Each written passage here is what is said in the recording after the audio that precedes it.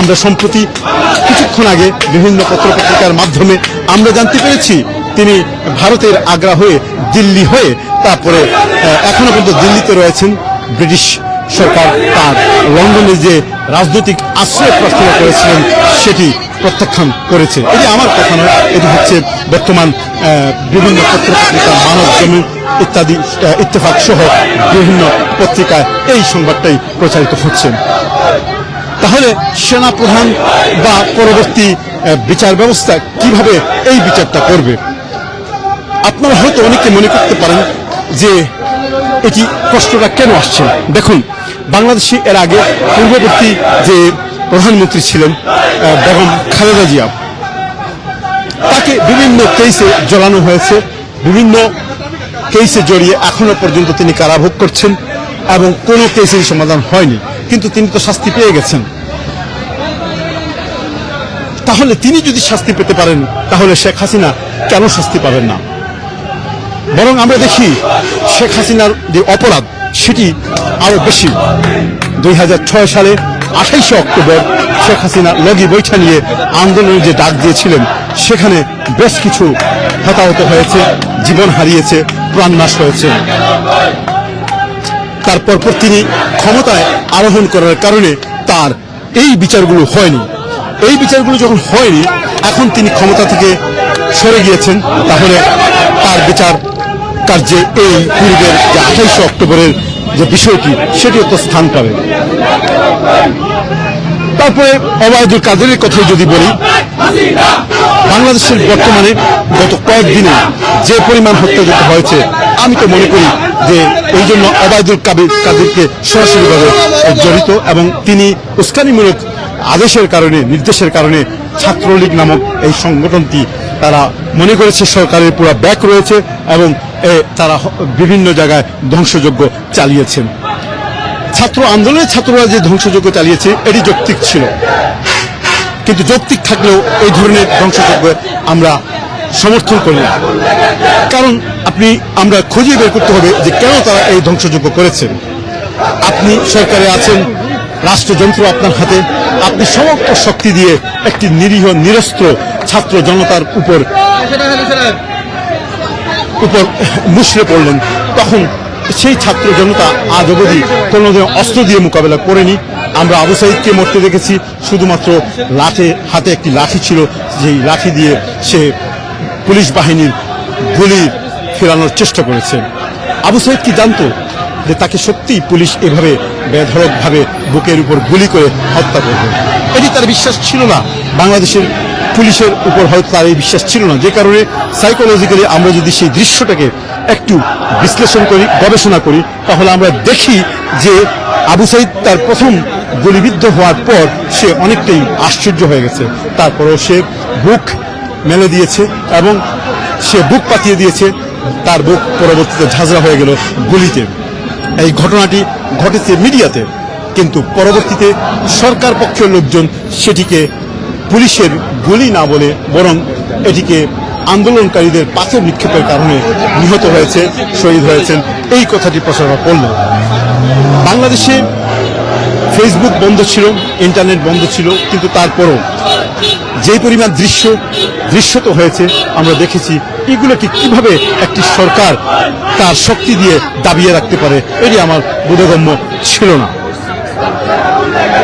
সিলেট, কুমিল্লা সহ বাংলাদেশের বিভিন্ন জেলাতে যেইভাবে ছাত্রলীগ হামলা করেছে, তাণ্ডব করেছে ঘোষণা দিয়ে, এটি একটি ভদ্র এবং সভ্য সমাজের কখনো কাম্য নয়।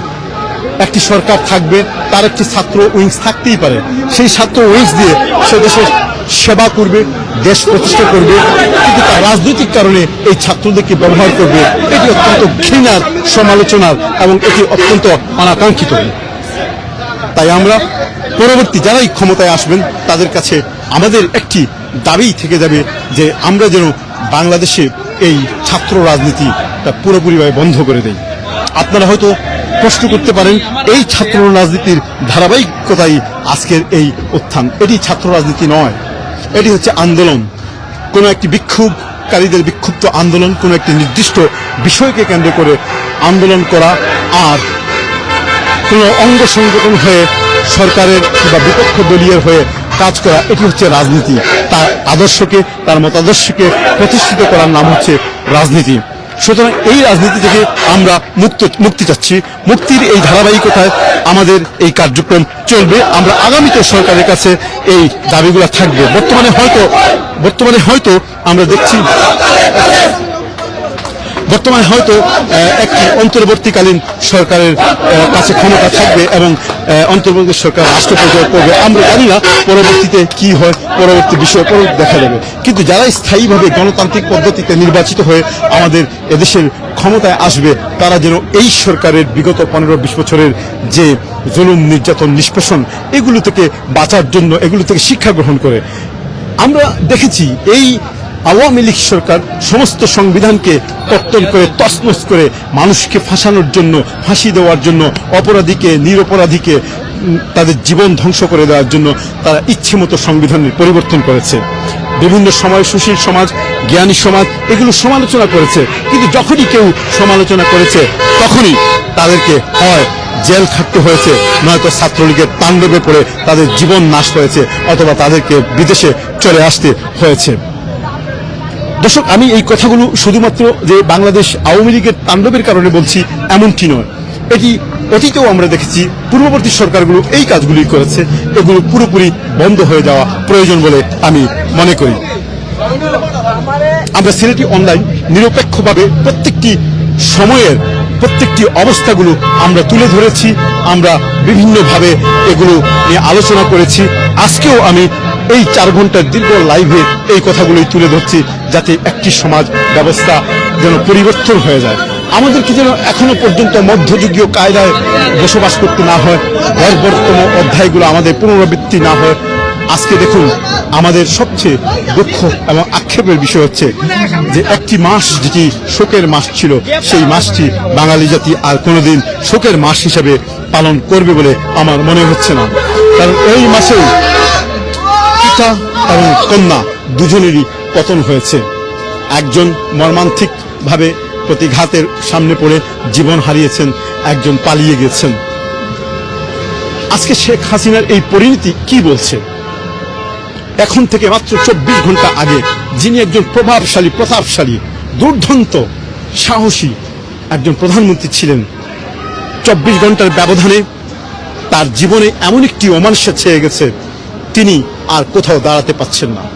বন্ধুপ্রতিম তার ঘনিষ্ঠ বন্ধু রাষ্ট্র ভারত, যে কিনা বিগত 3 বারে বিনা নির্বাচনে অবৈধভাবে তাকে ক্ষমতায় এনেছে, বাংলাদেশকে একটি কলোনাইজ করেছে এবং বাংলাদেশের রাজনীতিতে, সংস্কৃতিতে, অর্থনীতিতে সবকিছুকে কুক্ষিগত করে বাংলাদেশের মানুষকে অন্যদিকে নিয়ে গেছে। সেই রাষ্ট্র ভারত আজ কিন্তু তার পাশে নেই।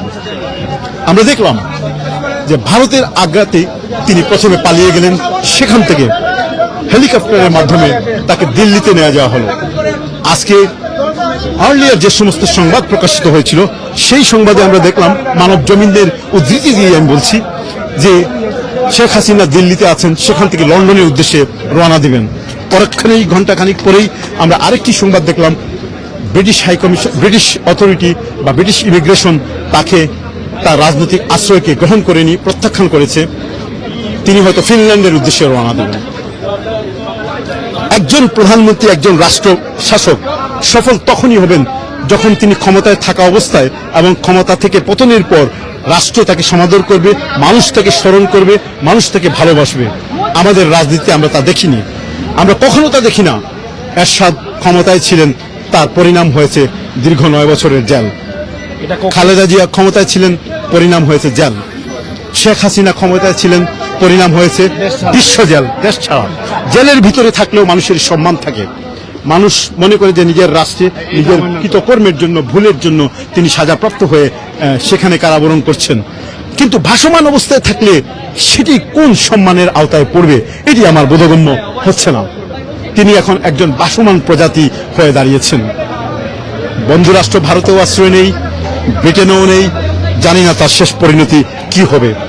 বয়সের মানদণ্ডে যদি চিন্তা ভাবনা করি, তিনি প্রায় 80 ছুঁই অথবা 80 পাশাপাশি হবে। আল্লাহ তাকে দীর্ঘ জীবন দান করেছেন, কিন্তু পরবর্তী জীবন যে জিল্লতি, অপমান, লাঞ্ছনা, গুঞ্জনা, জন্য রয়েছে, এটি তার পূর্ববর্তী সমস্ত জীবনের কার্যক্রমকে অবৈধ করে দেয়। আমরা শুরু থেকে বলার চেষ্টা করেছি, যারাই ক্ষমতায় অবৈধভাবে আসবে, অবৈধ ক্ষমতায় আসার পর তার প্রত্যেকটি কাজকর্ম কর্ম, তার পরিবর্ধন, সংশোধন, প্রত্যেকটি জিনিসই কিন্তু অবৈধই হয়ে যাবে। পরবর্তী সরকার, পরবর্তী যারা আসবে, তারা সেগুলোকে অবৈধ বলবে। যিনি সংবিধানকে ক্ষতবিক্ষত করেছেন, যুদ্ধ অপরাধীর বিচার করতে গিয়ে জামাতের মতো একটি প্রতিষ্ঠিত রাজনৈতিক দলের উচ্চ লেভেলের কর্মীদেরকে ফাঁসির মঞ্চে নিয়ে ফাঁসি দিয়েছেন। এটি বাংলার মানুষ তো কি সমগ্র বিশ্বের মানুষ সেটি দেখেছে। আল্লামা দেলোয়ার হোসেন সাঈদী বাংলাদেশের একজন প্রথিতযশা আলেম ছিলেন। বাংলাদেশের কোটি কোটি মানুষের আর্তনাদ এখনো পর্যন্ত তার সাথে। তিনি তার